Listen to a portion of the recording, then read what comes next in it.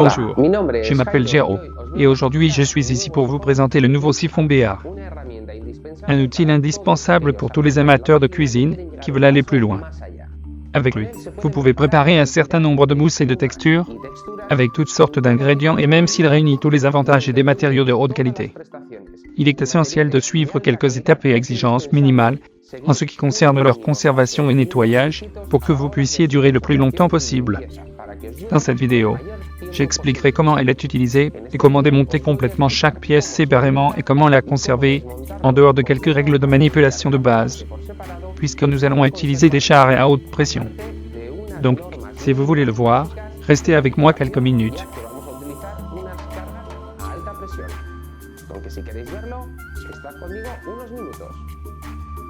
Nous commençons par examiner un cas d'utilisation pratique, pour lequel nous allons procéder à l'assemblage du siphon en utilisant toutes les pièces nécessaires. Insérez d'abord la valve en place par le bas de la tête de siphon, poussez-la à fond. Ensuite, vissez la pièce qui entre dans la partie saillante de la valve. Cette pièce fait office de lien de liaison entre la valve et la buse, en plus de maintenir la valve en l'empêchant de tomber dans le siphon.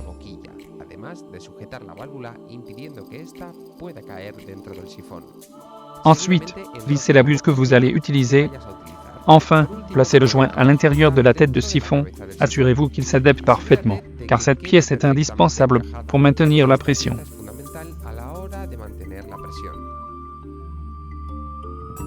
Si vous n'avez pas utilisé le siphon depuis longtemps, il est conseillé de le rincer à l'eau tiède avant de le remplir, pour éviter d'éventuelles odeurs résiduelles.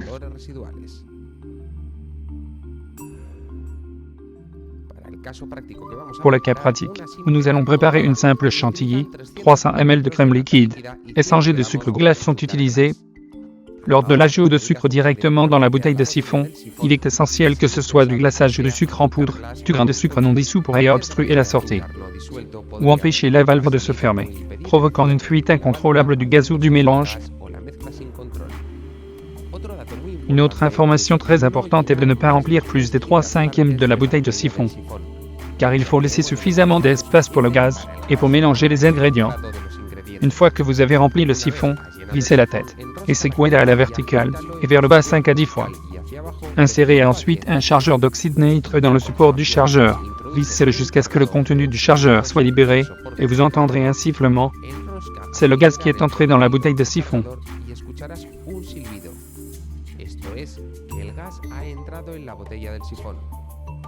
Pour distribuer, tenez le batteur verticalement, avec la buse vers le bas, à environ 1 cm au-dessus de la surface. Appuyez légèrement sur le levier.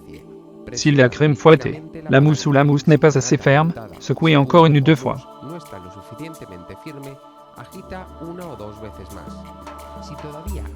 S'il est encore plein, et que vous souhaitez le conserver pour une utilisation ultérieure, conservez-le toujours en retirant la buse de décoration, et en rinçant les deux parties. Si le siphon est vide, et que vous souhaitez le ranger, retirez le joint, la buse décorative, et l'adaptateur en tenant la valve au bas de la tête.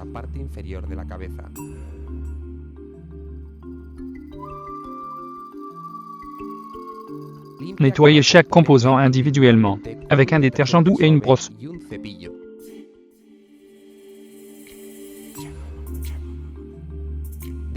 Laissez sécher les pièces et rangez la tête et le flacon séparément. En suivant ces conseils simples, vous profiterez de votre siphon Béar en parfait état pendant de nombreuses années.